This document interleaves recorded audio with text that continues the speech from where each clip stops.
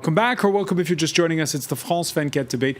We're looking at Turkey's double or nothing election. Will the AK Party of Recep Tayyip Erdogan, that's been in power since 2002, get that super majority the president wants to be able to change the constitution? We're talking about it with Murat Yetkin, editor-in-chief of Hurriyet Daily News, also Galip Dalay, who is with the Al Jazeera Studies Center. They're both in Istanbul. From Brussels, Bahadir Kalehasi of the Tuziyad, which promotes Turkish trade, the body that promotes Turkish trade.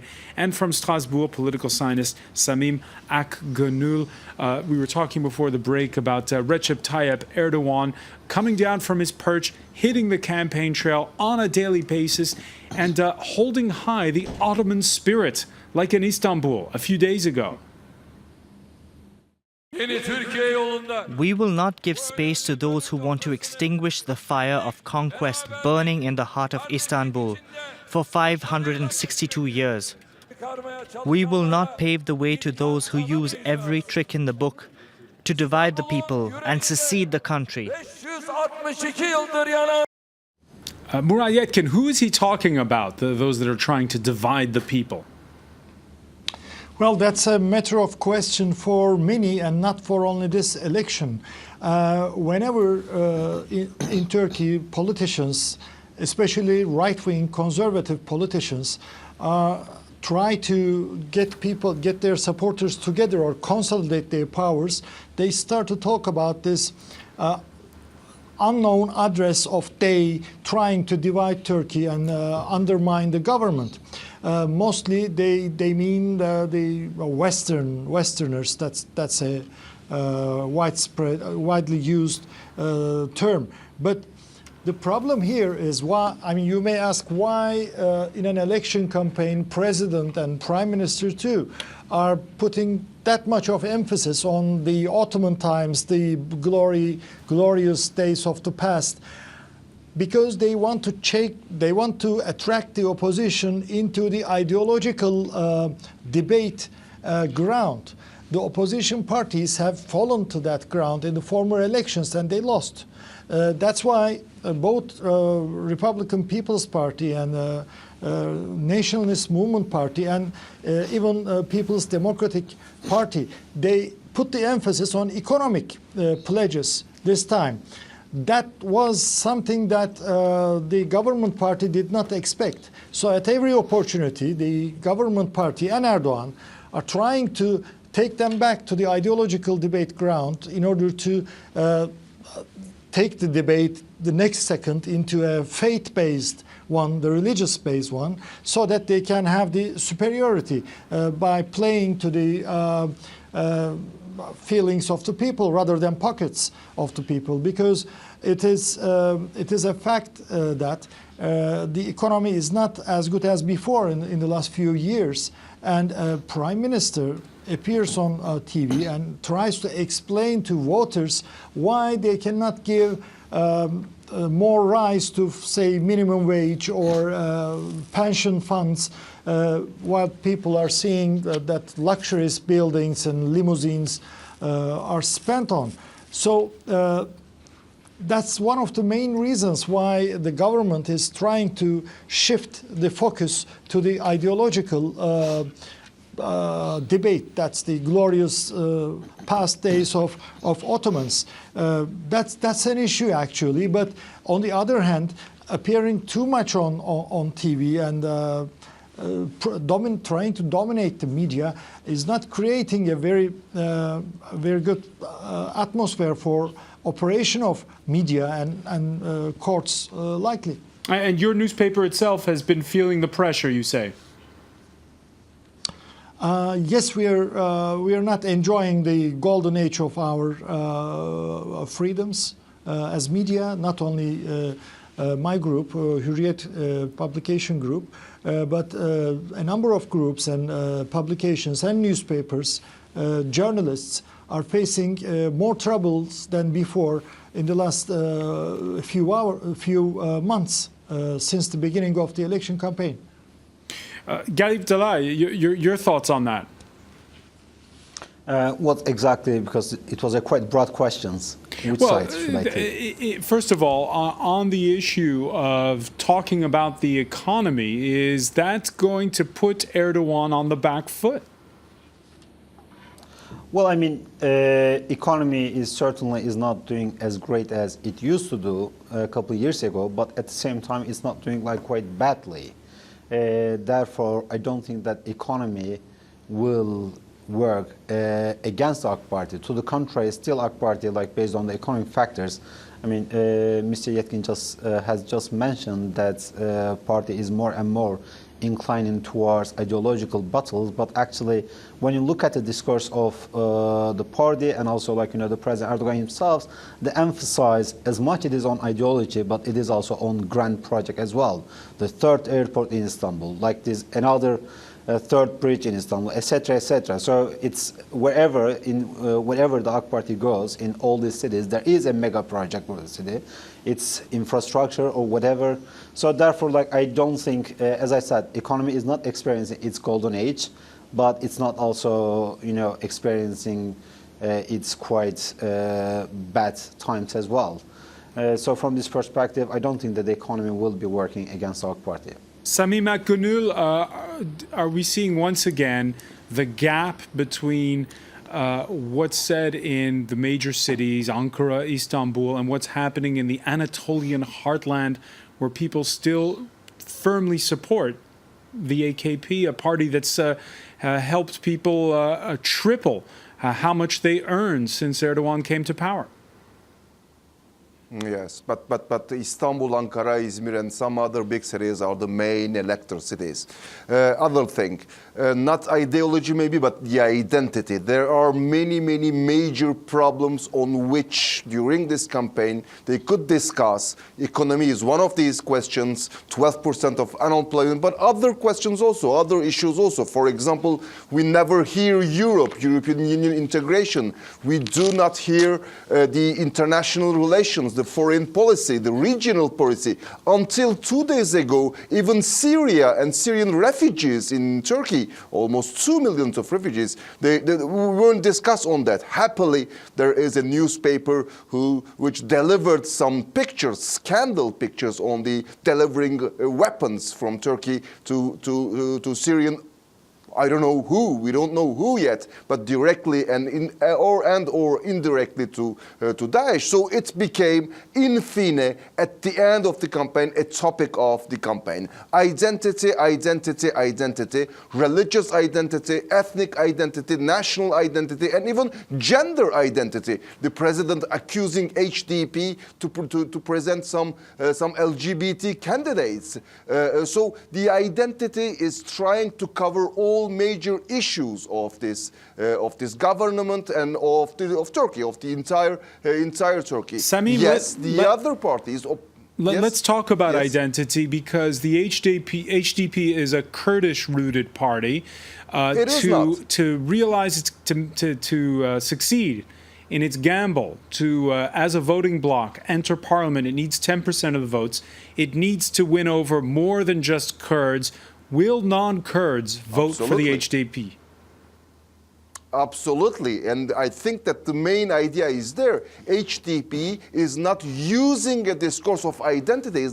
It is using the discourse of identity, but not the Kurdish one, not only exclusively the Kurdish identity. I think that it's unfair now, today, to call HDP as a Kurdish party. It is a very large coalition. Yes, Kurds in this party, the Kurdish political movement is leading the movement, but other groups, socialists, LGBT defenders, human rights defenders, minority rights defenders, feminists are there, ecologists are there, Green Party is there. So it became a real public movement. And as you say, if the threshold of 10% is unfair, and it is unfair, and it goes beyond the threshold of 10%, it means that it will take more than the classic Kurdish population of Turkey. Approximately the half of Kurds in Turkey are voting for conservative and Islamist parties, and the second half for the Kurdish political movement, and it makes approximately 6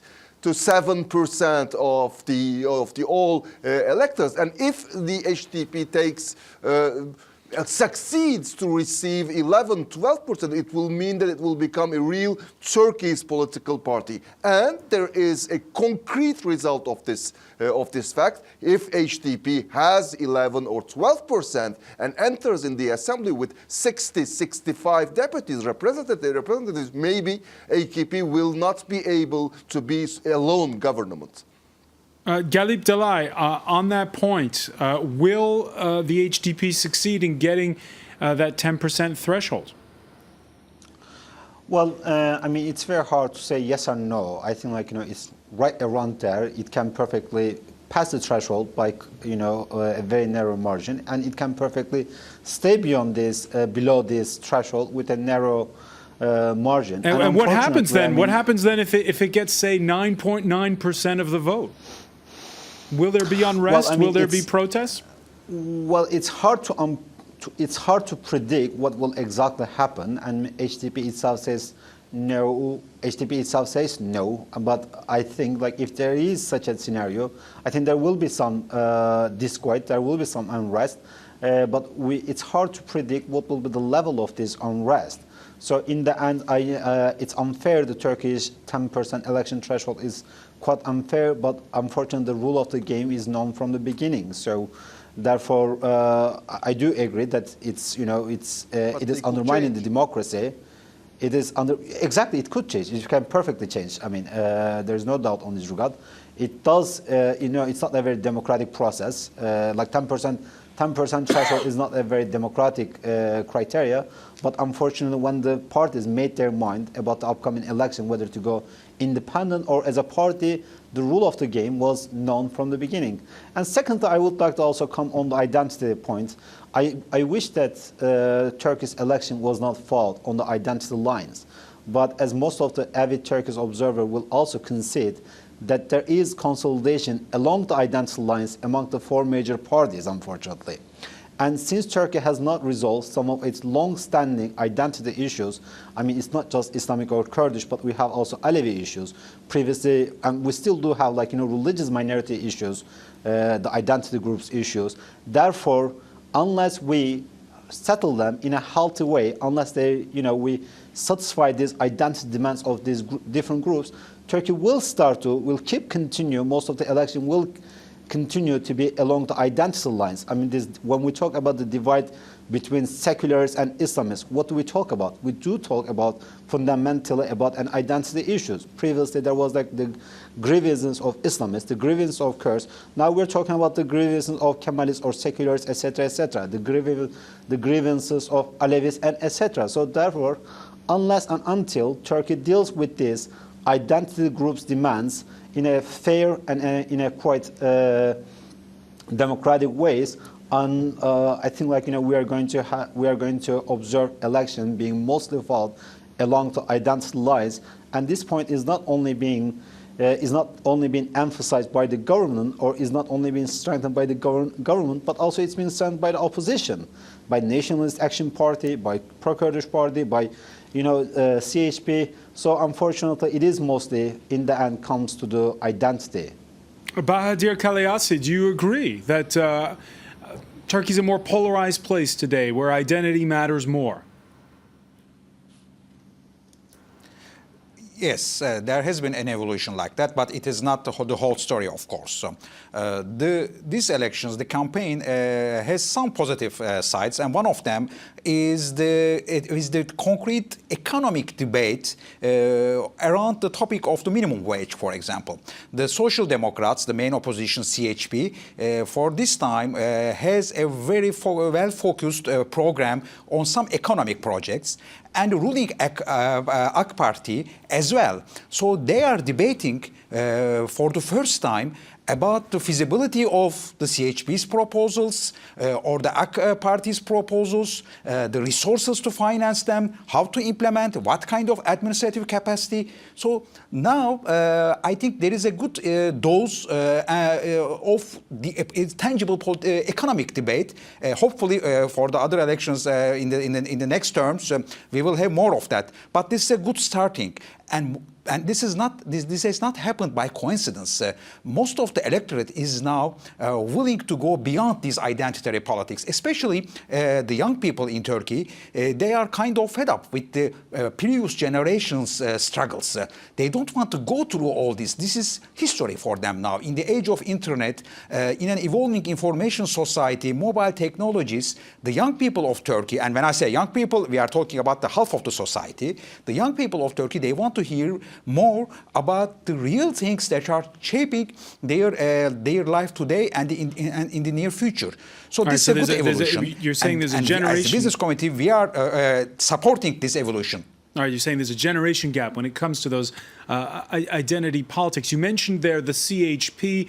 On that score, they've talked a lot as well about corruption. Now, Erdogan not one to shy away from a fight, like when the leader of the CHP, the largest opposition party, accused the president of living the high life.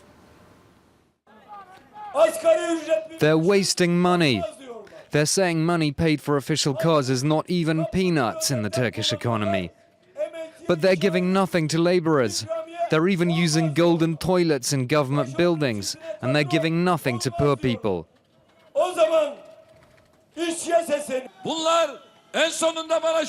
Hey Kılıçdaroğlu, since when have you been visiting the toilets of the presidential palace?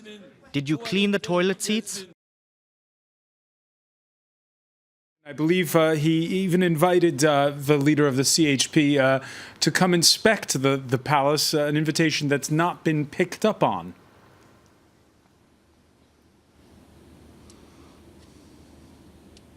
Murat Yetkin? Hello, you were asking to me. Sorry, I missed that. It's a shame, Francois, that we have to, as journalists, we have to report those stories. I really feel ashamed that we have to report the debate between president and the main opposition leader about cleaning the toilets and whether the toilets are made up of gold or coated with gold. It's actually started by a statement of a governor of Izmit. He has chosen apparently a toilet chair with golden coating, and that started a debate. But the point is, it shows how the antagonism and polarization is there in Turkish elections, as we have 3 days to go. In those 3 days, I'm afraid the tension will escalate. Cover the media.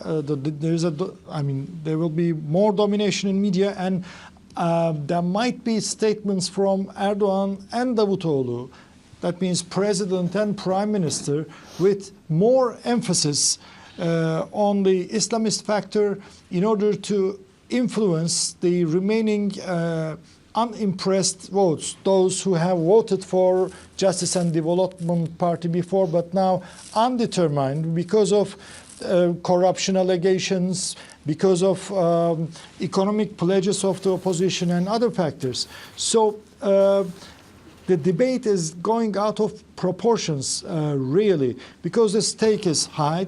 The main target of president and prime minister, as they said, is to let HDP, the People's Democratic Party, stay below the 10% threshold and could not get into the parliament, because if they get into the parliament, it will be impossible for Justice and Development Party to present a new constitution based on the strong executive powers but weaker checks and balances presidential system as Erdogan wants. That is the key factor of this election, actually.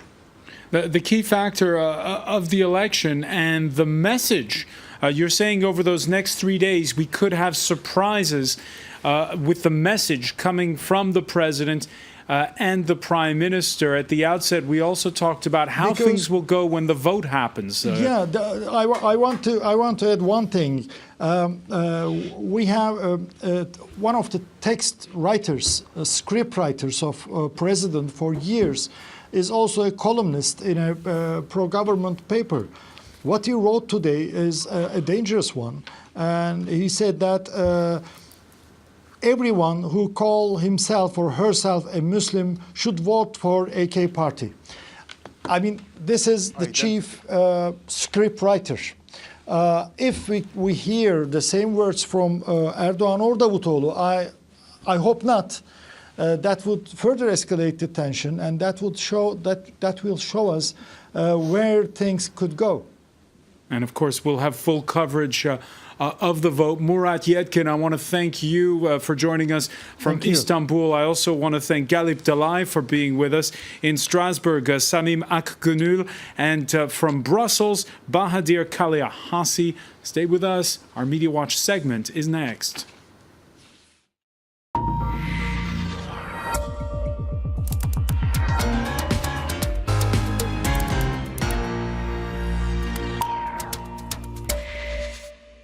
And we're with James Creedon again, our panelists, confirming it. The stakes oh so high with this general election. It's double or nothing for Turkey and for Erdogan. That's right. And I suppose some of the foreign media are trying to simplify this down into catchphrases. And what a lot of people see it is whether Recep Erdogan will be able to Putinize his power, so to speak, in the sense that he's hoping to consolidate the powers of the presidency.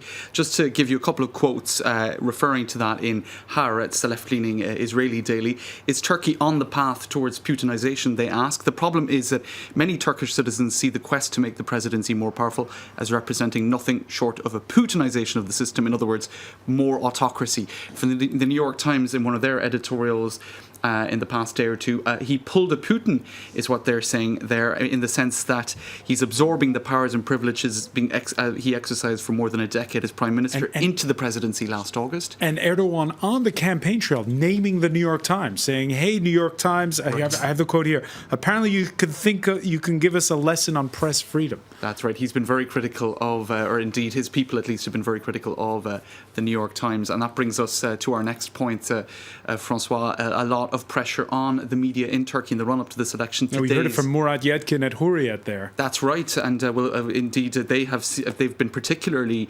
harassed, you could say, by the authorities. The editor, Sedat Ergin, on the basis that there was a comparison with the 2012 election in Egypt where Mohamed Morsi won by 52%, which is the same margin by which Erdogan won in last August. This was seen as an indirect call for his downfall, simply mentioning the percentage by which Morsi won victory in 2012 and with Erdogan in just last August. So there have been indirect.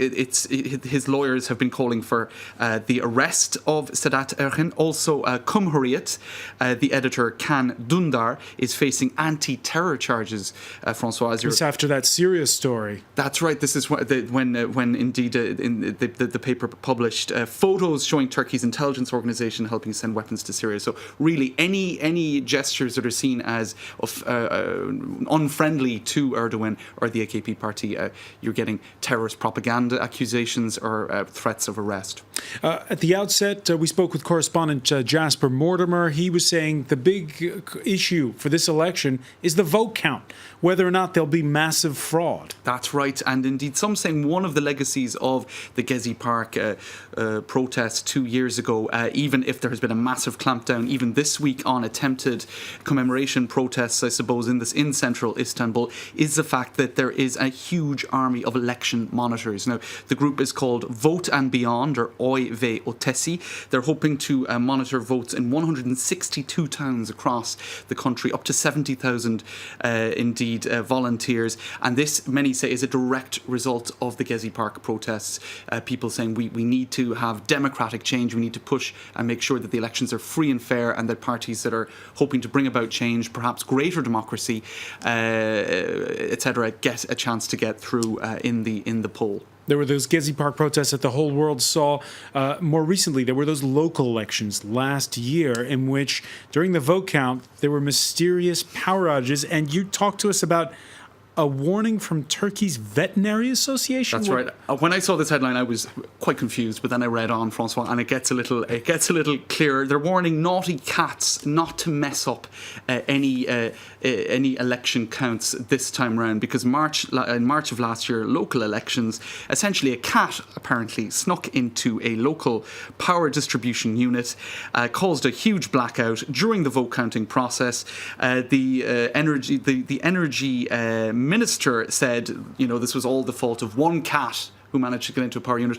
You can, I think it's fair to say there was a lot of scepticism about that explanation. And a touch of irony in that story. And indeed, and certainly the Turkish vets are being ironic when they're saying, please, cats, be careful. We warn you, you are our friends, but stay away from power distribution units during this election.